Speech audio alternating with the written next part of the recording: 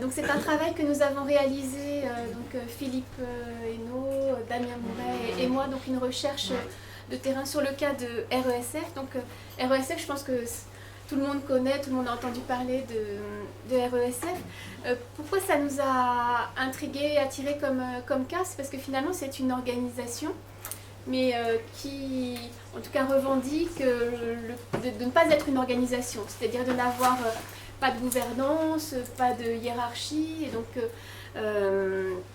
finalement le caractère égalitaire, horizontal, démocratique, transparent de la prise de décision, c'est quelque chose qui est fortement revendiqué par les militants de l'association, enfin du réseau, pardon. Donc ce réseau RESF, c'est une organisation qui travaille dans le domaine de la défense des jeunes majeurs sans papier, des parents sans papier d'enfants étrangers, et qui est bien connu pour ses actions un peu choc, des manifestations, des appels aux médias, des lettres de soutien, des pétitions, des interpellations d'élus, donc, et qui est présent partout en France, avec un fort ancrage, en tout cas au départ, mais qui existe encore dans les établissements scolaires. Puisque plusieurs membres fondateurs étaient des enseignants ou des parents d'élèves qui avaient été sensibilisés à cette question-là. Sur le plan, donc nous, ce qui nous intéressait, c'était plus le fonctionnement organisationnel, en nous disant, mais finalement, dans cette organisation, comment se prennent quand même des décisions, comment ça fonctionne, est-ce qu'il y a quand même des règles, voilà, une régulation bien que tout le monde ait le même statut, il n'y a pas de président, il n'y a pas de contrôle, il n'y a pas de leader formel apparent. Et donc on a cherché à construire une étude de cas pour travailler sur ce réseau, à partir alors à la fois d'entretiens auprès de militants. On a participé à des réunions, à des événements qui étaient organisés. On a travaillé sur des documents, et puis on a surtout aussi eu accès au site internet de RESF et aux listes de diffusion, puisque ça fonctionne beaucoup, vous le savez peut-être si vous avez connaissance un petit peu du fonctionnement, à partir de listes avec des envois de mails et des échanges sur ces listes de diffusion. Et donc on a cherché à analyser cette structure. Donc finalement, on a repéré en termes de fonctionnement que les collectifs pratiquaient des échanges sur un double niveau. On avait à la fois des réunions en face à face, physiques, où localement ou même nationalement, les gens se réunissaient, mais en parallèle à ces réunions, on a tout un ensemble aussi d'échanges en ligne sur des listes de diffusion. Donc à la fois finalement deux types d'espaces, des espaces physiques et des espaces plus qu'on a qualifiés de virtuels. Et puis ce qui caractérise aussi le fonctionnement de cette organisation, c'est qu'on a au niveau territorial, au niveau géographique, des périmètres différents. C'est-à-dire qu'on a RESF qui va exister localement dans un lycée ou dans un département, dans une région, où on a aussi RESF au niveau national. Donc des échelles territoriales différentes qui sont combinées, qui se retrouvent dans les deux types d'espaces, espace physique de réunion et puis espace virtuel. Il y a des listes qui fonctionnent localement, des listes qui fonctionnent nationalement aussi. Ces listes se caractérisent aussi, et les réunions aussi, également, par le fait qu'elles vont avoir des objectifs différents. On va avoir des réunions ou des listes sur lesquelles on échange des informations. Ça circule, c'est pas des lieux de débat, mais c'est plutôt des lieux d'échange d'informations.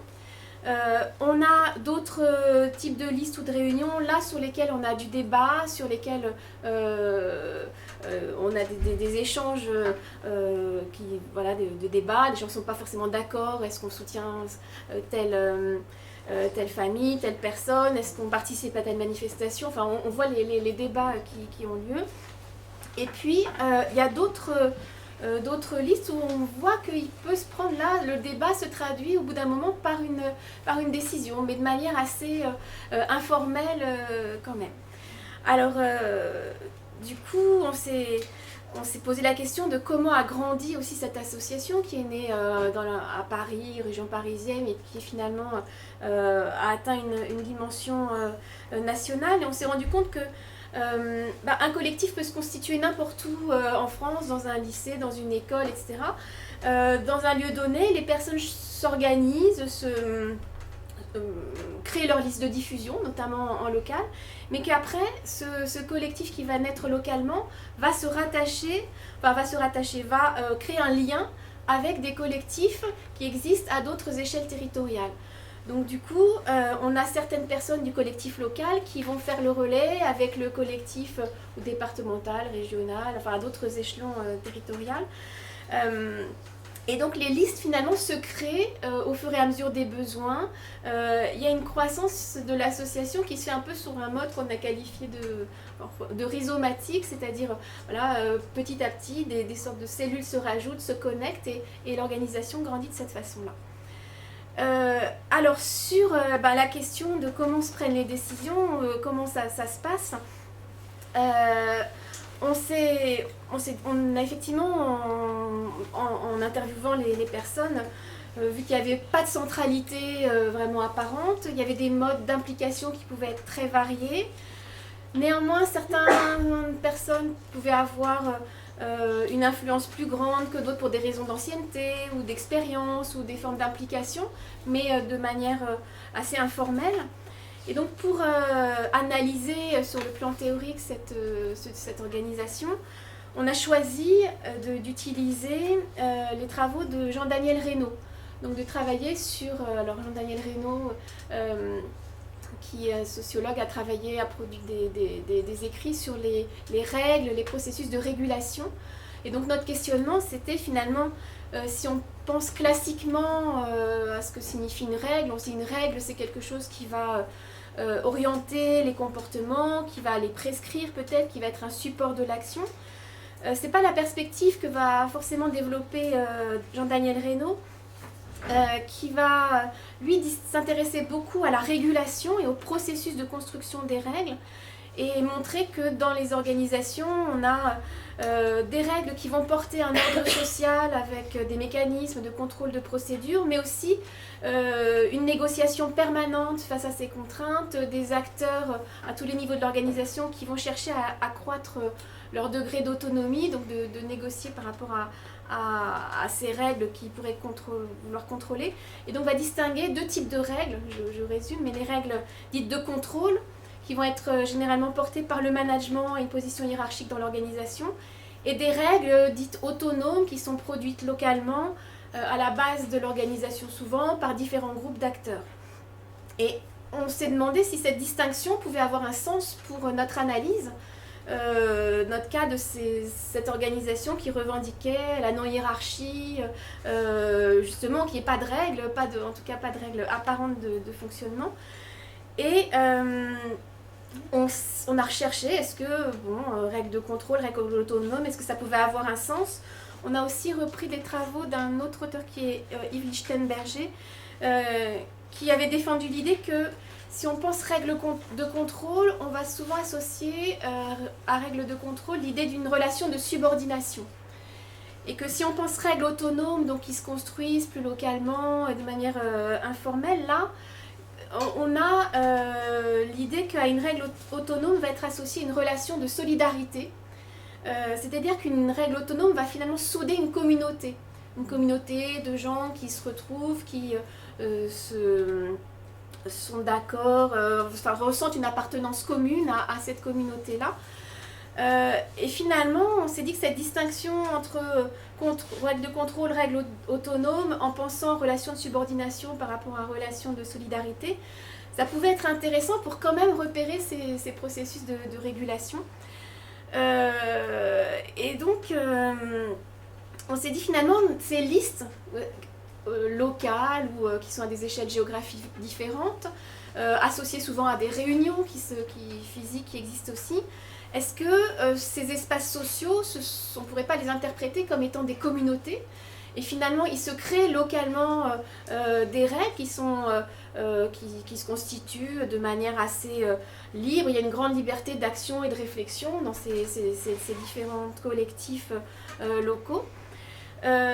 Donc beaucoup de règles autonomes qui se construisent, et malgré tout, la distinction entre règles autonomes et règles de contrôle dans notre analyse n'était pas si claire que ça. On s'est dit à certains moments, tiens, voilà, là on repère que, par exemple, comme type de règle, eh bien, sur certaines listes, il ne faut pas qu'il y ait d'engueulade, entre guillemets, sur cette liste-là, parce que c'est une liste qui va être une liste à diffusion un peu plus large. C'est pas une liste où on va débattre de manière un peu virulente.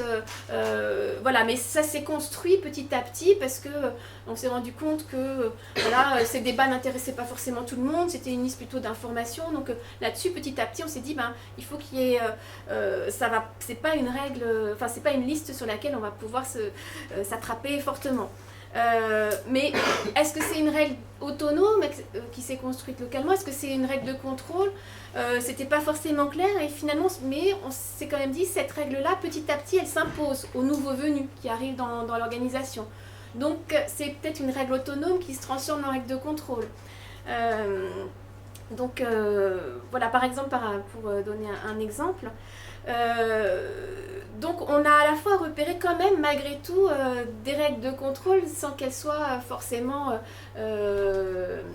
édictées ou qu'elles aient ce caractère très clair de règles de contrôle.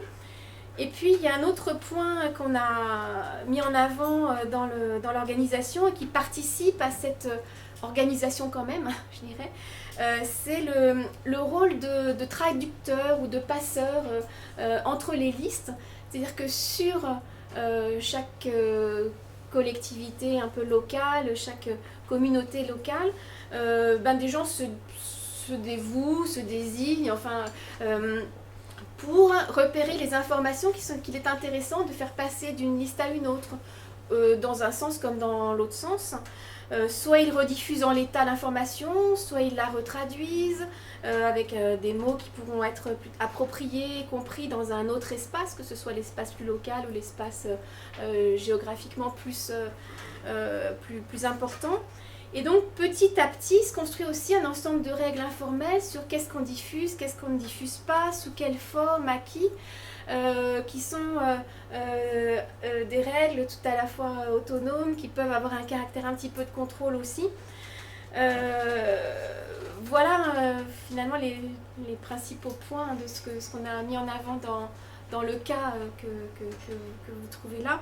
Peut-être pour conclure, on s'est dit que finalement c'est une étude de cas qui montre qu'on a une organisation qui peut assurer sa pérennité sans avoir de hiérarchie officielle, de règles officielles bien claires, qu'on a une régulation sociale qui se produit au sein de ces collectifs locaux, et que ces règles, elles émergent dans le collectif et que finalement, en retour, elles contribuent à le définir aussi. C'est-à-dire qu'au niveau d'un lycée, par exemple, au niveau d'un département, les gens discutent et il y a des règles qui peuvent être très différentes d'un département à un autre, ou d'un lycée à un autre.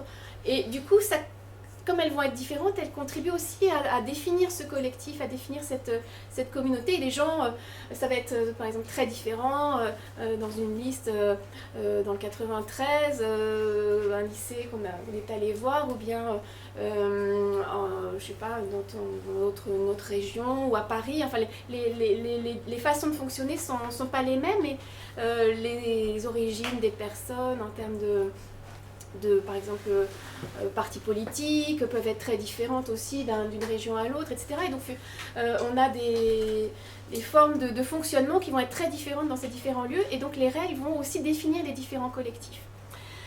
Les outils en ligne, là dans le cas en question, ont une très grande importance puisqu'ils permettent la diffusion de ces règles autonomes qui parfois deviennent des règles de contrôle.